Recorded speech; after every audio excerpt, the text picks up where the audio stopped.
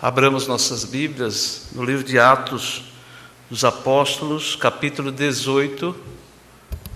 E eu peço a atenção dos irmãos para a leitura que farei dos versículos de 1 a 17.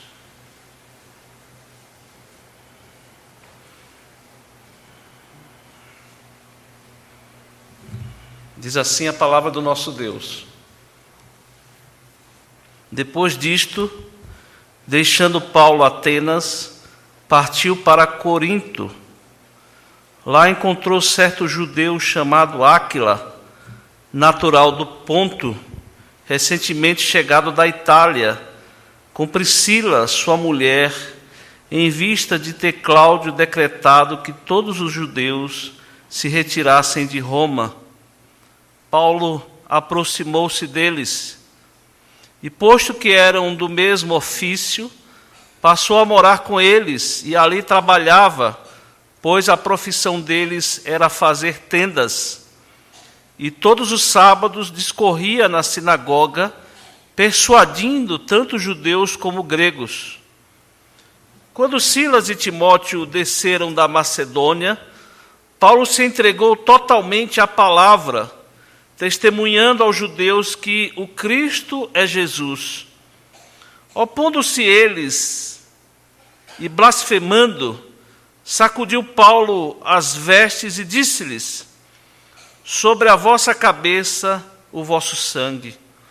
Eu dele estou limpo, e desde agora vou para os gentios. Saindo dali, entrou na casa de um homem chamado Tício Justo, que era temente a Deus. A casa era contígua à sinagoga. Mas Crispo, o principal da sinagoga, creu no Senhor com toda a sua casa. Também muitos dos coríntios, ouvindo, criam e eram batizados. Teve Paulo, durante a noite, uma visão em que o Senhor lhe disse: não temas, pelo contrário, fala e não te cales. Porquanto eu estou contigo, e ninguém ousará fazer-te mal, pois tenho muito povo nesta cidade. E ali permaneceu 1 ano e 6 meses, ensinando entre eles a palavra de Deus. Quando, porém, Gálio era procônsul de Acaia, levantaram-se os judeus concordemente contra Paulo e o levaram ao tribunal, dizendo: este persuade os homens a adorar a Deus por modo contrário à lei. E a Paulo falar, quando Gálio declarou aos judeus: se fosse com efeito alguma injustiça ou crime da maior gravidade, ó judeus, de razão seria atender-vos. Mas se é questão de palavra, de nomes e da vossa lei, tratai disso vós mesmos. Eu não quero ser juiz dessas coisas.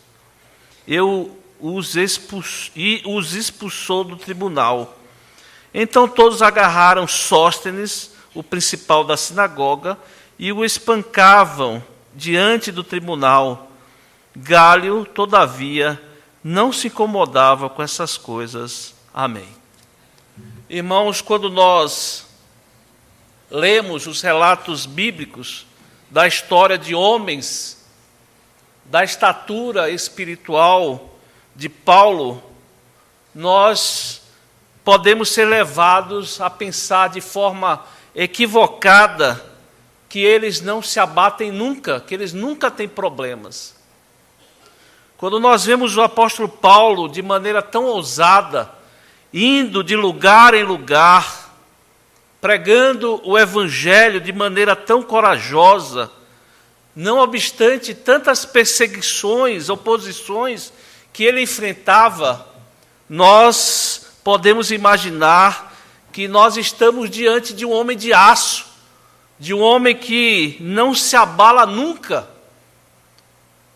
Mas, irmãos, a mensagem que nós lemos, a passagem bíblica que nós lemos nesta manhã, nos ensina que não era assim. Não era assim, desse modo. É verdade, irmãos, que nós estamos diante de um homem ousado, um homem corajoso, porque temia a Deus, porque sabia que a sua vida, o seu destino estavam nas mãos de Deus.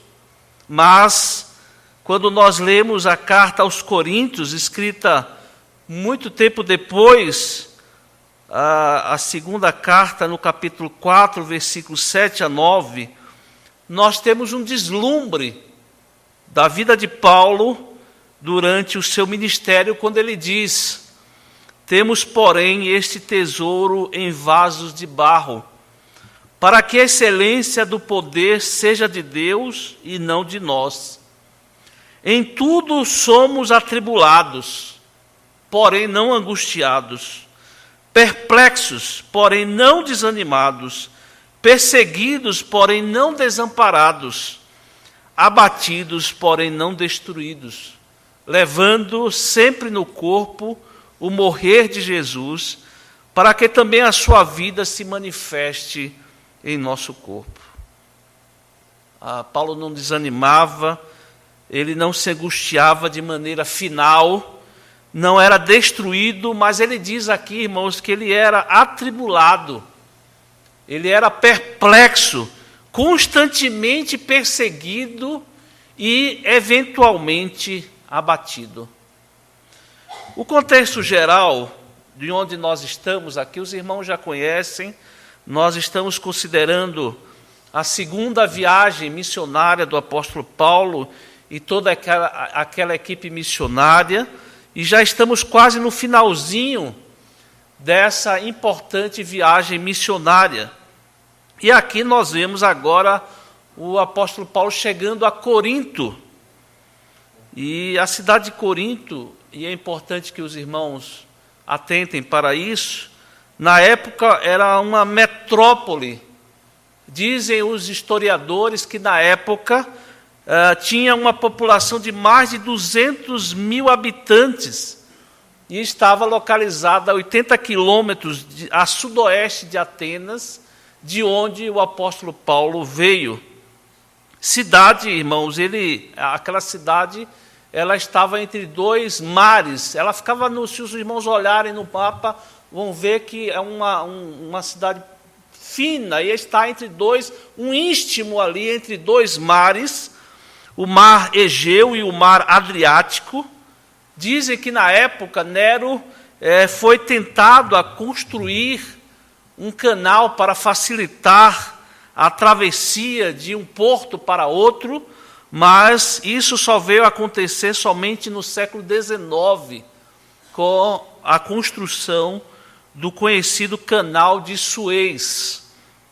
E essa informação, irmãos, é relevante para nós entendermos que Corinto vivia grande parte da sua vida voltada para o mar, para portos. Vejam que a cidade tinha 2 portos, um grande comércio havia ali, e era uma cidade muito movimentada, a cidade fervilhava por causa exatamente disso.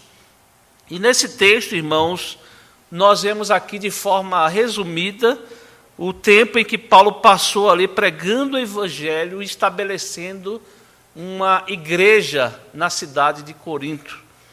Paulo veio de Atenas, os irmãos viram o que aconteceu naquela cidade. O que nos parece, irmãos, é que em relação à atividade missionária em Atenas, Paulo saiu desapontado. Paulo saiu desapontado com o resultado ou da resposta dos atenienses quando ele esteve ali pregando o evangelho. E não há registro, irmãos, da fundação ou da organização de uma igreja ali na cidade de Atenas. E se Atenas, irmãos, era conhecida pela arte, pela cultura, a Corinto, irmãos, era uma cidade conhecida por ser uma metrópole, por uma cidade grande, pelo comércio também, né, em função da sua posição estratégica, ali 2 portos, muita movimentação, mas também, irmãos, a cidade de Corinto era conhecida pela imoralidade. E como não é difícil acontecer, né, em cidade portuária, tem muita movimentação, muitos viajantes. Mas não era somente porque era uma cidade portuária, irmãos. Ali havia um grande templo, a deusa do amor, né? A deusa Vênus, também conhecida como Afrodite. Dizem os registros históricos que houve um tempo em que chegou a habitar ali em Corinto cerca de 10.000 prostitutas cultuais, né? Aquelas mulheres prostitutas que participavam naqueles sacrifícios, naqueles momentos de adoração à deusa.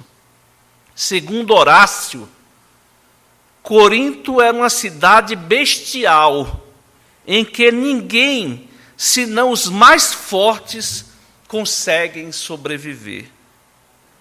Outra informação importante, irmãos, que nos é dita aqui é que Paulo se associou a um casal.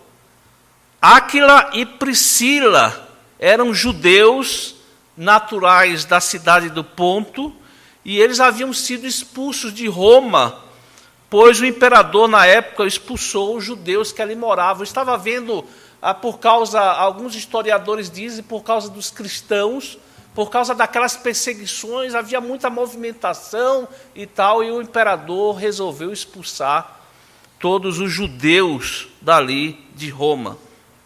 Paulo se associa àquele casal, eles compartilharam da mesma profissão, eles eram fazedores de tenda, então eles passaram a trabalhar juntos, conseguindo ali o sustento para a pregação do evangelho naquela cidade nos finais de semana. Vejam que Paulo depois vai chamá-los de grandes cooperadores do evangelho. Nos versículos 4 a 8, irmãos, nós encontramos aqui um resumo da atividade missionária ali na cidade de Corinto. Nós observamos aqui, pelo registro de Lucas, que essa atividade missionária ela foi bastante longa, ela se estendeu por bastante tempo, e é possível identificar aqui 3 etapas dessa atividade missionária. Na primeira etapa, ocorre desde o momento que Paulo chega na cidade de Corinto até a chegada dos seus companheiros de missão, Silas e Timóteo. Porque quando Paulo chega a Corinto, irmãos, parece que a primeira vez que isso acontece, nessas missões que são informadas até o momento, certamente quando ele saiu, porque quando ele saiu da cidade de Antioquia, os irmãos podem confirmar aí no capítulo 13, eles saíram com a igreja enviando aqueles irmãos. Certamente eles saíram com ofertas, com dinheiro para se manterem durante as missões, com sustento necessário para ele e os seus companheiros. E é o que tudo indica, irmãos, por onde ele passava, as igrejas também ajudavam essas missões, esses irmãos que realizavam as atividades missionárias. Mas quando ele chegou a Corinto, tudo indica, irmãos, que o dinheiro acabou e ele tinha que sustentar através desse trabalho de fazer tendas. Então, durante os finais de semana, no sábado, ele arrazoava, discorria, ele pregava o evangelho nas sinagogas. A segunda etapa é quando Silas e Timóteo chegam, né, possivelmente trazendo ofertas, e nós vemos que agora, Paulo, veja no versículo 5, né, quando Silas e Timóteo desceram da Macedônia, Paulo se entregou totalmente. Agora, com aquelas ofertas, ele podia agora se dedicar totalmente à pregação do evangelho, e é isso que ele faz agora nessa segunda etapa. Tanto é que na carta que ele escreve aos Filipenses, nós vamos ver Paulo falando dessa oferta, se referindo àqueles irmãos, agradecendo aquelas ofertas, oferta que fez com que ele se dedicasse totalmente à pregação do evangelho. Isso está descrito lá na carta de Paulo aos Filipenses, capítulo 4, versículos de 10 a 14. E agora, irmãos, na terceira etapa, ocorreu como consequência dessa reação negativa dos judeus. Como os irmãos sabem, nós temos enfatizado aqui, assim que Paulo chegava na cidade, ele ia diretamente para uma sinagoga, e lá, a partir daquilo que os judeus já tinham, ou seja, o Antigo Testamento, ele arrazoava, olha, vocês sabem que há uma promessa na Bíblia de que o Messias viria. Ele já veio, é Jesus Cristo. É isso que Paulo fazia quando ia às sinagogas. Paulo, porém, ali, pregando naquela cidade, na sinagoga em Corinto, Paulo, ele deixa de ir à sinagoga, não sem antes, irmãos, manifestar a seriedade da incredulidade daqueles judeus. Os irmãos viram aqui, Paulo, num gesto simbólico, ele sacode as suas vestes, como se sacudisse o pó, da sinagoga, e deixa o peso da incredulidade dos judeus com eles mesmos, e a responsabilidade de terem rejeitado Jesus como Salvador, como o Messias prometido por Deus, declarando também que eles não eram melhores do que os gentios. Diz o texto, irmãos, que Paulo se mudou para uma casa ao lado da sinagoga, na casa de Tício Justus, e então por 18 meses, 1 ano e 6 meses, irmãos, Paulo realiza essa missão de anunciar o Evangelho a muitas pessoas. E somente por Paulo estar ali por muito tempo é um sinal, irmãos, claro, de que houve muitos frutos. Muitas pessoas se converteram a Cristo Jesus, inclusive, como está relatado aqui, o chefe da sinagoga, Crispo, ele também creu, ele e sua família e muitas outras pessoas, eles se converteram e foram batizados. Eles passaram a fazer parte da igreja de Cristo Jesus. Essa terceira etapa, nós podemos encontrar aí, resumidamente, no versículo 11, que diz: e ali permaneceu 1 ano e 6 meses, ensinando entre eles a palavra de Deus. Irmãos, a partir do versículo 9 até o versículo 10, nós vemos aqui um registro de uma visão que Paulo teve nessas circunstâncias da pregação do Evangelho na cidade de Corinto. E quanto à visão, alguns irmãos podem perguntar, mas visão, revelação? Nós precisamos entender, irmãos, que até então, visões eram os meios regulares que Deus usava para revelar a sua vontade à igreja. Ali nós estamos no período que o Novo Testamento estava sendo escrito, Deus estava usando os seus servos, inspirando-os para que escrevessem o Novo Testamento, e nós podemos ver o Senhor se revelando a Paulo com 2 exortações e 2 promessas. As 2 exortações são: a primeira, não temas, Paulo. A forma verbal aqui no original é para de temer, Paulo. Isso indica aqui que Paulo estava temendo, ele estava com medo. E outra exortação de Jesus Cristo a Paulo é: não te cales, continue falando, continue anunciando o Evangelho. Mas também, irmãos, além dessas 2 exortações, Jesus dá a Paulo 2 promessas. A primeira: eu estou contigo, Paulo. E a segunda é: tenho muito povo nessa cidade. Quando Lucas usa essa palavra povo, que no Antigo Testamento significava o povo da aliança, designava o povo de Deus, o povo do pacto. No versículo 8, nós temos o cumprimento das promessas que o Senhor fez a Paulo através daquela visão, o próprio, como eu já disse, o próprio tempo que Paulo passou ali, 1 ano e 6 meses, indica que estava havendo frutos, as pessoas estavam se convertendo a Cristo. E quando nós vemos as cartas de Paulo à igreja de Corinto, nós vemos ali uma grande igreja, uma igreja cheia, e nós vemos também que é a primeira vez que nós vemos o registro de Paulo passar tanto tempo num lugar. Né? Paulo não conseguia, Paulo ia nas cidades, e ali então ele era perseguido, passava pouco tempo, mas aqui, irmãos, Paulo passou, é o primeiro registro que fala de Paulo passar tanto tempo numa cidade. Né? Depois nós vamos ver Paulo passar um bom tempo em Éfeso, ele passou ali quase 3 anos, mas aqui é a primeira vez que é registrado Paulo passando um longo tempo numa cidade.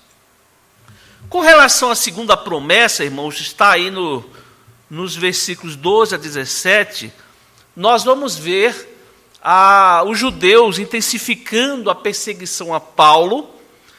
Paulo continuou pregando o evangelho. Paulo não parou de pregar o evangelho na casa de Tício, ali, como diz aqui o texto, vizinho à sinagoga, a casa era vizinha à sinagoga, e Paulo continuou a pregar o evangelho naquele local. Então, quando Gálio é irmão de Sêneca, é um grande filósofo, filósofo conhecido. Gálio ele foi estabelecido como cônsul da província de Acaia, e os registros, irmãos, apontam que ele se tornou cônsul de julho de 51 depois de Cristo a julho de 52. Irmãos, esse registro é encontrado em Delfos, e um outro registro encontrado na arqueologia, também num arco de monumento de um aqueduto de Roma. Isso é muito importante, irmãos, porque os historiadores, os estudiosos, eles tentam montar uma cronologia de Paulo, da missão, da vida de Paulo, o tempo em que ele passou nas missões, o tempo em que ele escreveu as cartas. E aqui é um registro, nos fornece um ponto muito raro mesmo, irmãos, para a cronologia de Paulo. E foi nessa época, então, que os judeus se reuniram e foram até o tribunal na presença de Gálio para acusar o apóstolo Paulo. Eles acusaram Paulo de pregar uma religião ilícita, porque naquele tempo, irmãos, as religiões, para que pudessem adorar aos seus deuses, para que pudessem continuar ali sendo vista, ou essas religiões sendo vistas, elas precisavam ter autorização do imperador, do governo de Roma. O judaísmo, por exemplo, era uma religião lícita, porque ela era registrada, era do conhecimento do imperador, assim também como não trazia perigo a Roma.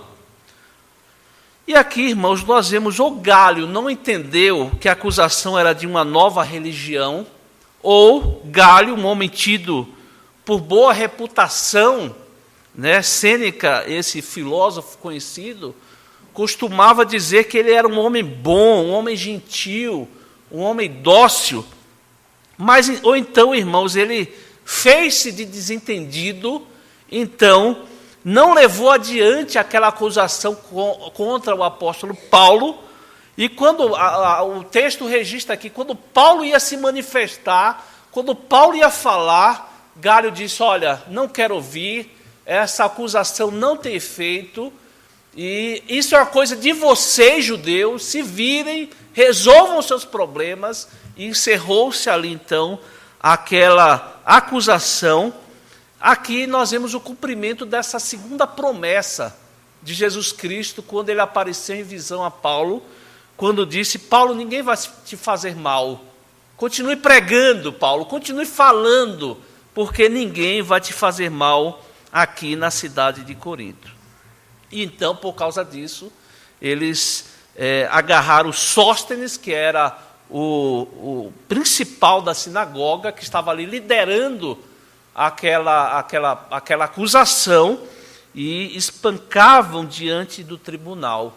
E Galho, então, todavia, não se incomodava com essas coisas. Isso foi até uma surpresa para Paulo, né, irmãos? Acostumado ali a ser perseguido, a ser açoitado, a ser espancado ali, Paulo estava livre daquela acusação. E por causa disso, irmãos, ele continuou ali por vários meses pregando o Evangelho. Irmãos, diante dessas considerações que nós fizemos, eu gostaria de trazer algumas lições para a nossa vida, para o nosso dia a dia. A primeira lição, a aplicação aqui, é a importância daquela ajuda trazida por Silas e Timóteo, irmãos. A partir dali, Paulo ele passou a se dedicar totalmente ao Evangelho. E isso nos traz uma lição, irmãos, e devemos ver a importância do apoio da igreja às missões, do apoio da igreja àqueles que se dedicam totalmente à pregação do Evangelho, ao ministério de levar, anunciar o Evangelho às pessoas. Mas especialmente aqui, irmãos, como lição, como aplicação para a nossa vida, porque Lucas, como um escritor exímio, né, Lucas é considerado no Novo Testamento como um escritor nobre, né, um homem, um médico, um homem com condições, e ele mostra isso nos seus escritos do Evangelho de Lucas, aqui nesse registro histórico da igreja.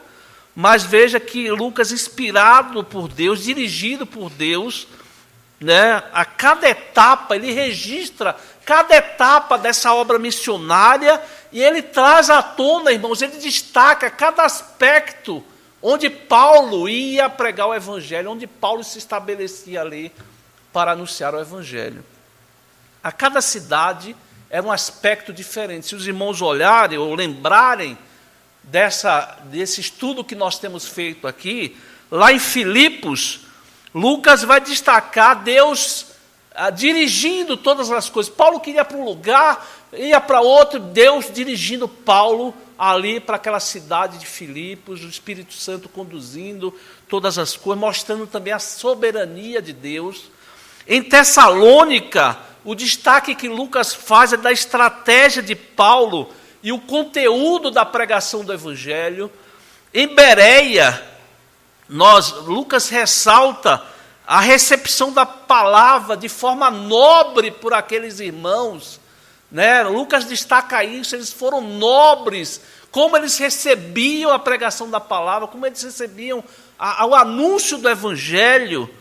Em Atenas, Lucas ressalta não somente aquela primeira mensagem a pagãos cultos, mas também a dificuldade daqueles que vivem segundo este mundo de se submeterem, de aceitarem o Evangelho. E aqui em Corinto, irmãos, parece que Lucas ele ressalta o mensageiro. O que Lucas faz aqui agora é ressaltar o pregador. Ele chama a atenção para o pregador, para o mensageiro. É verdade, irmãos, que aqui ele não adentra, né, no coração, no íntimo do apóstolo Paulo. Isso nós podemos ver na sua segunda carta aos Coríntios, onde Paulo escancara o seu coração, a sua vida. Ele fala das suas dificuldades, ele fala do seu ministério. Mas, irmãos, Lucas mostra o que parece indicar que Paulo chegou a Corinto abatido. Paulo, quando chega naquela cidade, ele estava abatido, e ele mesmo diz, na sua primeira carta aos Coríntios, no capítulo 2. E Paulo, se a gente for ver, irmãos, o histórico, né, Paulo tinha muitas razões para chegar abatido. Nós vamos ver, por exemplo, as perseguições pelas quais ele passou. Na primeira e segunda viagens, irmãos, nós vamos ver prisões, vamos ver chibatadas, ele quase foi morto por apedrejamento, um histórico bastante difícil de perseguições. A decepção que ele teve em Atenas, Paulo estava ali, chegando de Atenas, como ele ficou decepcionado, não poder ali implantar uma igreja, de ter visto tanta idolatria, aquele povo dominado pela idolatria. A chegada a Corinto, quando ele pôde observar aquela cidade altamente imoral, aquela cidade grande, cosmopolita, mas abrigava o pecado claramente ali através daquele templo a Deus, a Vênus. Outro motivo, ele chega sozinho, irmão, chega sozinho, sem seus companheiros. Outro motivo, ele chega de bolso vazio, chega sem dinheiro. Ele teve que trabalhar, ele teve que buscar o seu sustento, sem poder consagrar, sem poder dedicar o seu tempo àquilo que ele desejava fazer, que era pregar o Evangelho. E também aquela resposta inicial por parte da sinagoga, né, aquela oposição a ponto dele sacudir as suas vestes, o pó das suas vestes, mostrando a negação dos judeus, a desistência, a incredulidade daqueles judeus. E essas são algumas razões, e não são poucas, irmãos, para que nós possamos entender o estado de espírito do apóstolo Paulo quando ele chega a Corinto, a ponto de dizer, na sua primeira carta, logo no começo, quando ele diz: e foi em fraqueza, temor e grande tremor que eu estive entre vós. Mas, irmãos, Lucas também, ele registra meios que Deus usa para animar Paulo, para que Paulo continuasse a fazer o seu trabalho ali, para encorajar o apóstolo Paulo na sua missão de pregar o Evangelho, de estabelecer uma igreja ali naquela cidade de Corinto.